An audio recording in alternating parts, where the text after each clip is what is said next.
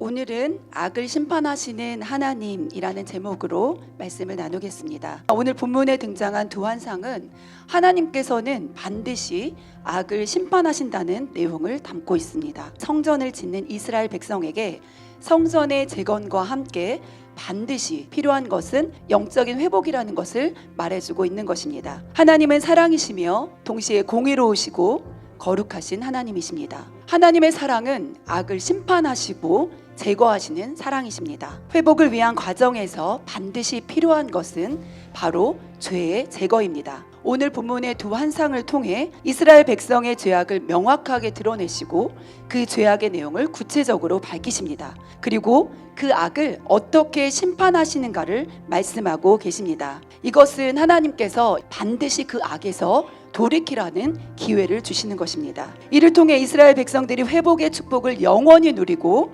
다시는 심판의 대상이 되지 않기를 바라고 계시는 것입니다. 오늘 말씀을 통해 우리 각자에게도 제거해야 할 죄악이 무엇인지 살펴보고 회개의 은혜가, 회복의 은혜가 임하길 주님의 이름으로 축복합니다. 스가랴가 본 두루마리는 바로 죄에 대한 심판의 내용이었습니다. 두루마리 한쪽 면에는 도둑질에 대한 심판이, 또 다른 한쪽 면에는 거짓 맹세에 대한 심판이 기록되어 있습니다. 3절과 4절 적혀 있는 글대로 언약 공동체에서 반드시 끊어지고 멸절된다라는 경고의 기록을 하고 있습니다. 4절에 만군의 여호와라는 하나님의 칭호가 거룩한 전쟁을 수행하시는 하나님을 나타낼 때 쓰이는 칭호입니다. 악인들을 멸하시고 의인들에게 승리를 주시는 하나님을 강조할 때 사용되는 호칭입니다. 악한 자의 집에 들어가 머무르며 그 집을 나무와 돌과 아울러 사르신다고 하십니다. 죄인들은 결코 여호와의 저주와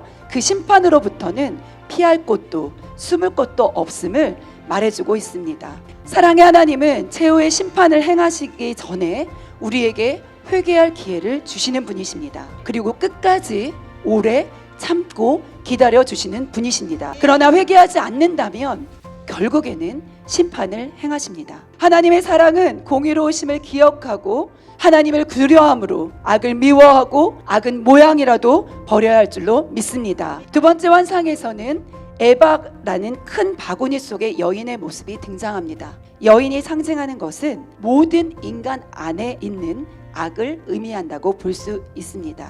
에바는 곡식의 양을 재는 도구였습니다. 그런데 이 에바 안에 들어있어야 할 곡물이 아니라 악이 있다라고 말씀하고 있습니다. 그 당시 이스라엘 백성이 가장 많이 범했던 사회적, 경제적 범죄가 측량 도구를 작게 만들어 속여서 파는 행위였습니다. 하나님께서는 속이는 죄악을 미워하십니다.